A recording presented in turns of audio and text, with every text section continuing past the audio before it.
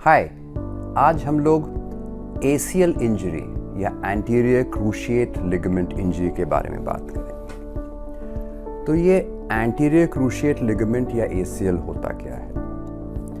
ये एक लिगामेंट है और ये घुटने के अंदर का सबसे इम्पॉर्टेंट, सबसे ज़रूरी लिगामेंट है जो घुटने को मजबूती देता है। आप ऐसा समझिए कि एक रस्सी जैसी स्ट्रक्चर है जो घुटने को स्टेबिलिटी या मजबूती देता है। मतलब जब भी आप दौड़ने का प्रयास करेंगे, डांस करने की कोशिश करेंगे, ऊंचे नीचे या फिर फिसलन वाली सतह पे चलने का प्रयास करेंगे, या फिर कोई स्पोर्ट्स खेल रहे हैं, या फिर टू व्हीलर चला के सडनली पैर पे जोर लेना है, अगर घुटने में ये लिगामेंट टूट चुका है या इंजर्ड हो चुका है तो आपको समस्याएं आएंगी।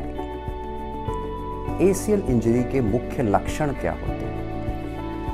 अगर आपके घुटने में एंटीरियर क्रूशिएट लिगामेंट या एसीएल इंजर्ड है या फिर टूट गया है तो आपको महसूस होगा कि आपका घुटना मजबूत नहीं है। ऐसा लगेगा कि उस पर जब भी आप जोर दे रहे हैं या प्रेशर दे रहे हैं या आपको उसमें मजबूती की आवश्यकता है तो ये अनस्टेबल है या फिर ये लपक जा रहा है।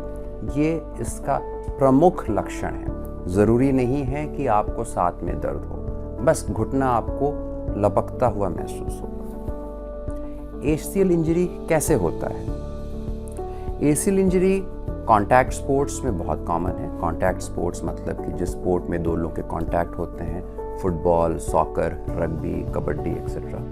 इवन नॉन कॉन्टैक्ट स्पोर्ट्स में हो सकता है जहाँ पैर ट्विस्ट कर सकता है। जैसे मान लीजिए आप वॉलीबॉल, बास्केटबॉल खेल रहे हैं, बैडमिंटन, टेनिस या स्क्वाश खेल रहे हैं, आप जंप किए और पैर ज़मीन पे पड़ा और घुटना ट्विस्ट हो गया। इवन ड्राइविंग एक्सीडेंट्स में हो सकता है, आप टू व्हीलर या बाइसाइकिल से स्लिप कर गए, घुटने पे चोट आई, एक्सरे में कोई फ्रैक्चर नहीं है क्योंकि घुटना मुड़ा था, ट्विस्ट हुआ था और केवल लिगामेंट में इंजरी हुई थी और लिगामेंट एक्सरे में दिखता नहीं। घर पे भी ये एक्सीडेंट्स से हो सकते हैं। जैसे मान लीजिए आप स्टेयर से गिर गए या फिर फिसलन वाली सतह है या ज़मीन पे फर्श पे पानी है और घुटना मुड़ गया।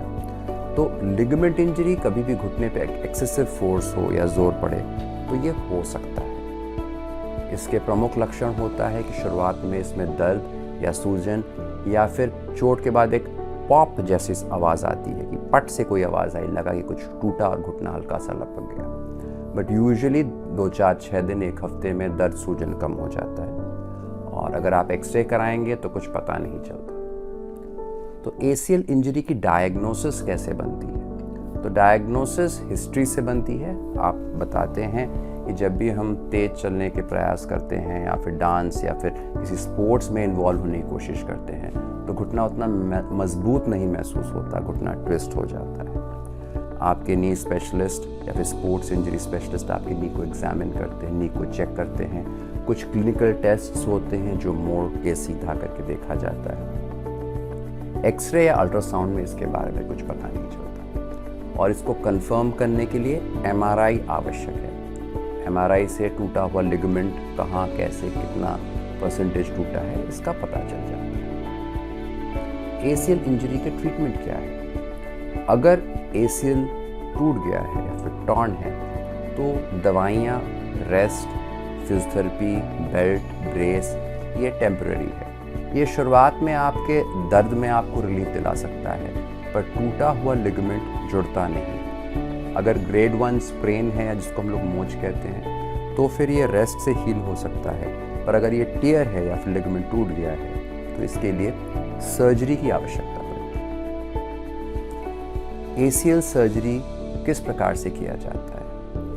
एसीएल सर्जरी पिछले 1 से 2 दशक में बहुत इवॉल्व कर गया है और पिछले 4-5 सालों में ये सिर्फ और सिर्फ आर्थ्रोस्कोपिकली या दूरबीन या फिर की होल सर्जरी होती है। इसका मतलब आपके घुटने में कोई भी बड़ा चीरा नहीं होता, 2 या 3 छोटे छोटे चीरे होते हैं जिनके साइजेस 5 से 6 मिलीमीटर होते हैं या फिर इनको हम लोग नी पोर्टल्स बोलते हैं, जिसके माध्यम से घुटने के अंदर जो टूटा हुआ लिगामेंट है उसको निकाल दिया जाता है और उसके जगह एक नया एसीएल ग्राफ्ट रिकंस्ट्रक्ट कर दिया जाता है, बना दिया जाता है। खास बात यह है कि आर्थ्रोस्कोपिकली इसमें कोई भी आर्टिफिशियल स्ट्रक्चर नहीं लगाया जाता।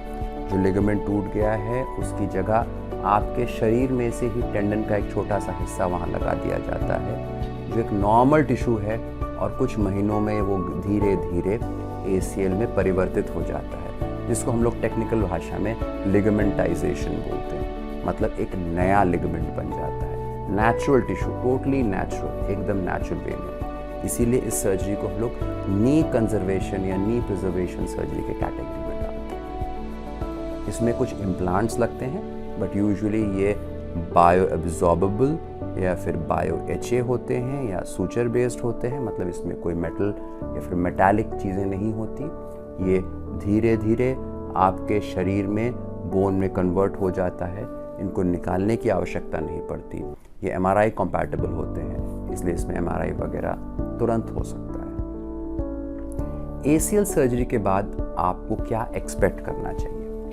देखिए, आजकल ये की होल सर्जरी होती है। मतलब कि आप सेम डे ऑपरेशन के 12 घंटे या फिर मैक्सिमम 1 दिन के बाद अगले दिन वॉकर बैसाखी लेके खड़े हो जाते हैं। आपका चलना फिरना शुरू हो जाता है। घुटने के एक्सरसाइजेस, पैर के एक्सरसाइजेस, घुटना मोड़ना तुरंत 1 से 2 दिन में स्टार्ट हो जाता है, और आपको ग्रेजुअली फिजियो रिहैब में डाल दिया जाता है। 1 से 2 दिन में आप घर चले जाते हैं, और ये एक्सरसाइजेस आपको समझा और बता दिए जाते हैं, जो आसानी से सरल तरीके से आप घर पे ही कर सकते हैं। यूजुअली फेज़ 1 एक्सरसाइजेस 2 हफ्ते के होते हैं। उसके बाद आप फेज़ 2 एक्सरसाइज में जाते हैं, जहाँ आप और एक्टिव हो जाते हैं। 4 से 5 हफ्ते के अंदर फेज़ 3 एक्सरसाइजेस, मतलब घर के बाहर नॉर्मल वॉकिंग वगैरह आपके स्टार्ट हो जाते हैं।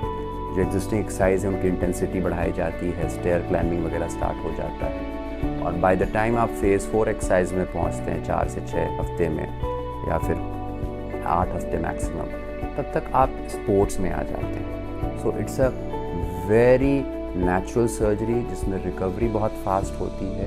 एक नेचुरल वे में आपका नी रिकवर करता है। हाँ, ज़रूर इसमें आपकी मेहनत का बहुत अहम योगदान है, क्योंकि एक्सरसाइज आप ही को करना है। जितने अच्छे तरीके से उनको समझ के आप कर सकते हैं, उतनी अच्छी रिकवरी होती है, उतने अच्छे रिजल्ट्स होते हैं।